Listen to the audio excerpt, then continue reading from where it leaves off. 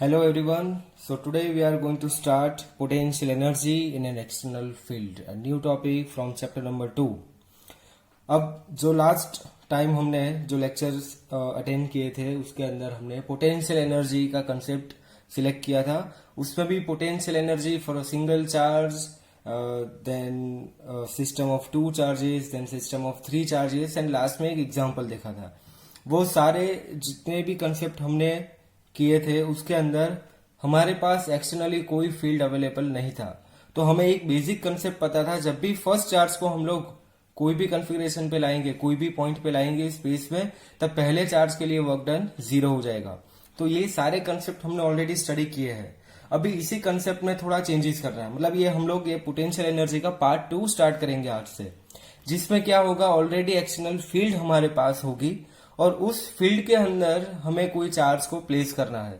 मतलब स्पेस हमारे पास ऐसा होगा जिसके अंदर ऑलरेडी कोई एक फील्ड प्रेजेंट होगी, और फील्ड का प्रेजेंट होना इसका मतलब कोई ना कोई सोर्स चार्ज होगा जिसकी फील्ड बनी होगी वहां पे.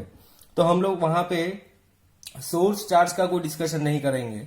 हमें जो फील्ड ऑलरेडी प्रेजेंट है उसी के अंदर हमारे चार्ज को रखना है. इसका मतलब ये हो गया, अगर हम लोग ये फर्स्ट चार्ज को भी लाएंगे तो फर्स्ट चार्ज को लाने के लिए भी वर्क डन अब 0 नहीं होगा, बिकॉज वर्क डन करने के लिए हमारे पास ऑलरेडी ये फील्ड है अवेलेबल स्पेस में. तो हमें उस फील्ड के अगेंस्ट में वर्क डन करना पड़ेगा. तो अब ये जो टॉपिक हम लोग स्टार्ट करेंगे आज, इसके अंदर हम लोग ये 2 टॉपिक कवर करेंगे. Potential energy of a single charge के लिए potential, and potential energy of a system of 2 charges in an external field. ये मेन पार्ट है. एक्सटर्नल फील्ड के अंदर ये वर्क डन हमें कैलकुलेट करना है. अब ये जो थियरी आज हम लोग ये स्टार्ट करेंगे, ये बेसिक थियरी है जो हमारे इस चैप्टर में बहुत ही इंपॉर्टेंट थियरी आएगी आगे. जब हम लोग एक्सटर्नल फील्ड में डाइपोल को प्लेस करेंगे तब पोटेंशियल एनर्जी कितनी होगी, और उनके बेसिस पे बहुत सारे न्यूमेरिकल्स आ सकते हैं हमें. तो ये उस थियरी का बेसिक आज से हम लोग स्टार्ट करेंगे. तो इस लेक्चर में आज हम लोग सिर्फ ये बेसिक स्टार्ट करेंगे कि सिंगल चार्ज और सिस्टम ऑफ 2 चार्जेस को अगर हम कोई एक्सटर्नल फील्ड में रखेंगे तो उसका पोटेंशियल एनर्जी कितना होगा. इसके बाद के लेक्चर में हम लोग डाइपोल के लिए थियरी स्टार्ट करेंगे. तो पहली चीज, सपोज हमें स्पेस में ऑलरेडी एक इलेक्ट्रिक फील्ड दिया है. इस इलेक्ट्रिक फील्ड के प्रेजेंस में हमें एक पॉइंट P पे, जिसका पोजीशन वेक्टर हमने लिया है, हमने सपोज कर लिया यहाँ पे कोई x और y एक्सिस होगा, इसको हमने नाम दे दिया x, मतलब कार्टेशियन कोऑर्डिनेट सिस्टम. ये ओरिजिन दे दिया, और ओरिजिन से पोजीशन वेक्टर r पे एक पॉइंट P है. इस पॉइंट P पे हमें चार्ज Q को लाना है, पर ये फील्ड ऑलरेडी यहाँ पे अवेलेबल होगी. तो इस कंडीशन में इस चार्ज को हमें यहाँ पे प्लेस करना है. तो हमारी जो बेसिक डेफिनेशन है पोटेंशियल की, वो क्या होगा, work done in bringing a charge Q from infinity to the point P in the external field is Q into V. तो हमारी बेसिक डेफिनेशन का स्टार्टिंग और जो मेन वर्ड्स थे वो क्या थे, work done in bringing a charge Q from infinity to the point P in the field. हम फील्ड के अगेंस्ट में वर्क डन करेंगे और वो वर्क डन उसके अंदर स्टोर होगा एज अ पोटेंशियल एनर्जी, और ये वर्क डन कितना होता है, Q इंटू V. तो ये तो एक बेसिक फॉर्मूला हो गया हमारा, W is equal to Q into V, जो फॉर्मूला हमने ऑलरेडी आगे स्टडी किया है. अब क्या करेंगे, this work done is stored in the form of potential energy of Q if the point P has position vector R relative to some origin. कोई origin के रिस्पेक्ट में हमने अगर ये पॉइंट P का पोजीशन वेक्टर R लिया है, तो पोटेंशियल एनर्जी का फॉर्मूला क्या लिखेंगे हम लोग, potential energy of Q at position vector R in an external field is equal to Q V at R. ये एक बात ध्यान से समझनी है, ये पोटेंशियल है, कोई वेक्टर क्वांटिटी नहीं है. ये हमने R इसलिए दिखाया है कि बिकॉज हमें वो पॉइंट दिखाना है फील्ड के अंदर. वो पॉइंट कहाँ पे होगा, बिकॉज हमें पता है पोटेंशियल का जो मेन कंसेप्ट होता है, पोटेंशियल क्या होता है, कोई भी चार्ज का point two point potential change होता है, वो हमें पता है. हमने स्टार्टिंग में ये थियरी ऑलरेडी की थी. मैं आपको वापस से एक बार दिखा देता हूं. अगर हमारे पास ये सपोज सोर्स चार्ज है प्लस Q, पॉजिटिव चार्ज मतलब इलेक्ट्रिक फील्ड रेडियली आउटवर्ड्स होगी. अब इसी फील्ड में ये एक पॉइंट ले लिया P, ये एक पॉइंट ले लिया हमने Q, और ये पॉइंट ले लिया हमने R. तो तीनों पॉइंट पे पोटेंशियल डिफरेंट होगा. बिकॉज सारे पॉइंट का डिस्टेंस डिफरेंट है हमारे सोर्स चार्ज से। तो ये एक चीज आपको याद रखनी है, अगर फील्ड में कोई पॉइंट दिखाना है तो उस पॉइंट को कोई रेफरेंस पॉइंट से दिखाना पड़ेगा। इसलिए हमने यहां पे इस थियोरी में लिखा है Q into V at potential, V at R, मतलब इस पॉइंट P पे पोटेंशियल। ये पॉइंट P कहां से आ गया, इस ओरिजिन से, और इस ओरिजिन से इसका पोजीशन वेक्टर कितना हो गया R। तो ये सिर्फ हमने पॉइंट की पोजीशन दिखाने के लिए यहाँ पे लिया है। तो यहाँ पे कंफ्यूजन नहीं होनी चाहिए आपको कि भाई पोटेंशियल तो वेक्टर क्वांटिटी हो गई, कोई वेक्टर क्वांटिटी नहीं है। यहाँ पे हमने सिर्फ पॉइंट P की पोजीशन दिखाने के लिए ये नोटेशन यूज किया है। यहाँ पे मैंने लिखा भी है V at R is the external potential at the point R। इस पॉइंट पे जो पोटेंशियल होगा वो, मतलब इस पॉइंट P का पोटेंशियल, इस पॉइंट P पे पोटेंशियल क्या होगा, उसको डायरेक्शन, उसको पोजीशन दिखाने के लिए ये यूज किया है। तो ये तो हो गया सिंगल चार्ज के लिए। अब आपको ये सोचना है इसी फील्ड में हम लोग दूसरा भी चार्ज लेके आएंगे तो उसके लिए पोटेंशियल कितना हो जाएगा। तो ये पहला था जब हमने पोटेंशियल एनर्जी कैलकुलेट की कि सिंगल चार्ज के लिए। अब हमने सेकेंड पार्ट स्टार्ट करेंगे इसका, जिसमें हम लोग पोटेंशियल एनर्जी कैलकुलेट करेंगे सिस्टम ऑफ टू चार्जेस के लिए, और उस दोनों चार्ज को हमें एक्सटर्नल फील्ड में प्लेस करना है।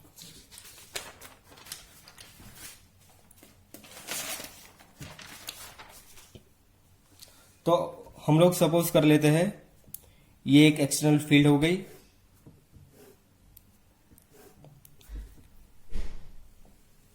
यहां से हमने ये एक्स और वाई समझ लिया,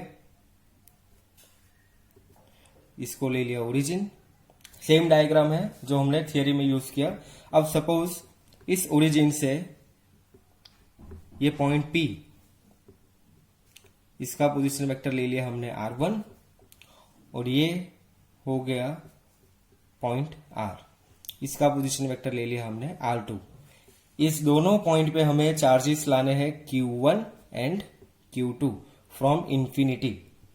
तो ये वर्क डन हो जाएगा stored in the form of potential energy. Simple चीज है यहाँ पे।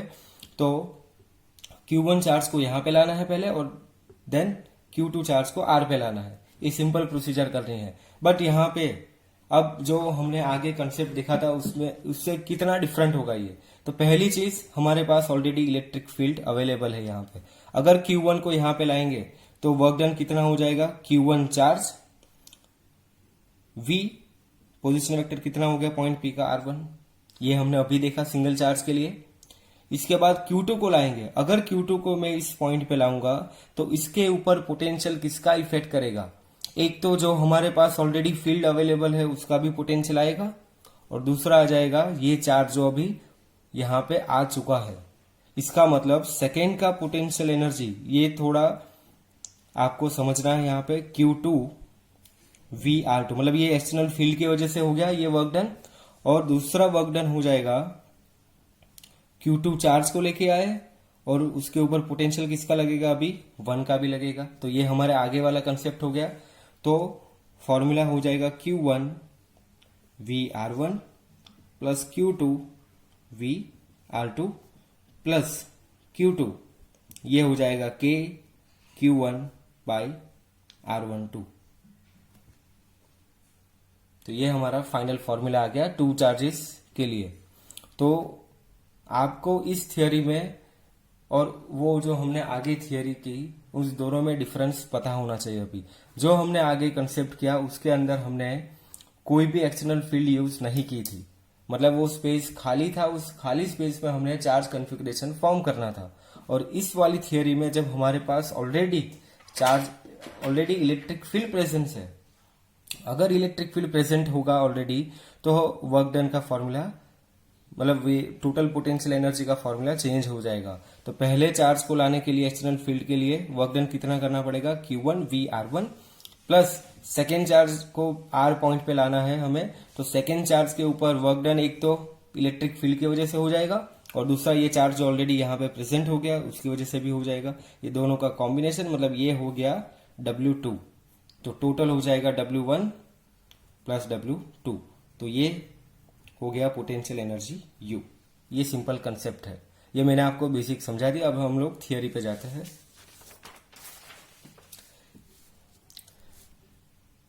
Suppose the two charges Q1 and Q2 located at R1 and R2 respectively in an external field, जो मैंने आपको अभी डायग्राम में दिखाया, R1 and R2 position vector दोनों चार्जेस Q1 and Q2 के लिए।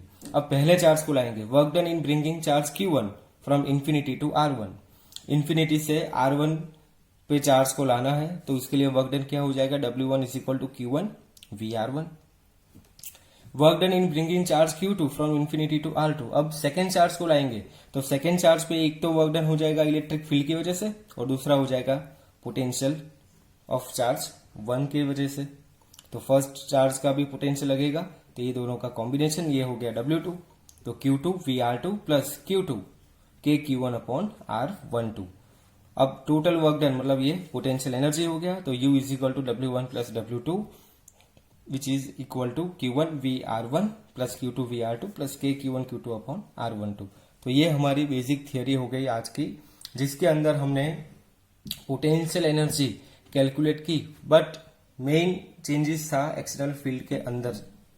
तो आपको इसी थियरी को डाइपोल के लिए भी स्टडी करना होगा, जो इसके बाद वाले लेक्चर में मैं आपको एक्सप्लेन करूंगा। और वो इम्पोर्टेंट थियरी है चैप्टर की, बिकॉज उसमें से न्यूमेरिकल्स आने के और एमसीक्यू आने के चांसेस बहुत ज्यादा होते हैं।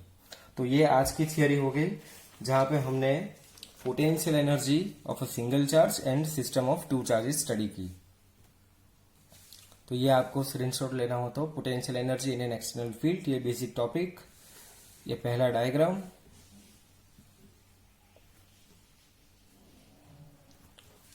इसके बाद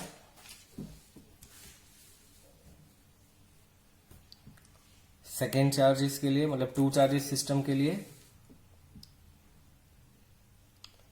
दैट्स इट, थैंक यू।